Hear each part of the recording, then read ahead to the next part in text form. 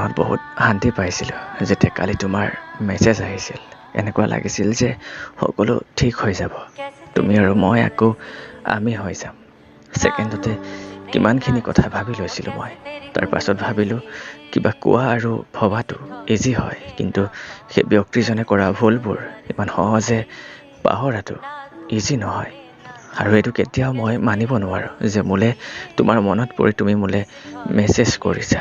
মই জানো যে তোমাৰ ওচৰত এতিয়া টাইম পাছ কৰিবলৈ কোনো নাই, আৰু যাৰ বাবে তুমি মোক ইগন'ৰ কৰিছিলা, যাৰ সৈতে ঘণ্টা ধৰি তুমি অনলাইন আছিলা, সি আজি বেলেগৰ সৈতে বিজি আছে। যিদৰে তুমি মোক ইগন'ৰ কৰিছিলা, আজি তোমাক ইগন'ৰ কৰিছে। কিমানবাৰ ফোন কৰিছিলোঁ তোমাক, মাত্ৰ এটা কথাই কৈছিলা, মই পঢ়ি আছোঁ, মোক ডিষ্টাৰ্ব নকৰিবা। আৰু আজি ঘূৰি আহিছা কাৰণ তোমাৰ ওচৰত কোনো নাই। তুমি ভাবিছা মই পাগল হয় তোমাৰ প্ৰেমত। হয় আছিলোঁ এটা সময়ত। এতিয়া সেইবাবে হয়তো ঘূৰি আহিছা আকৌ টাইম পাছ কৰিবৰ বাবে। মৰি যাম মই, কিন্তু এতিয়া তোমাক বিশ্বাস কৰিব নোৱাৰোঁ।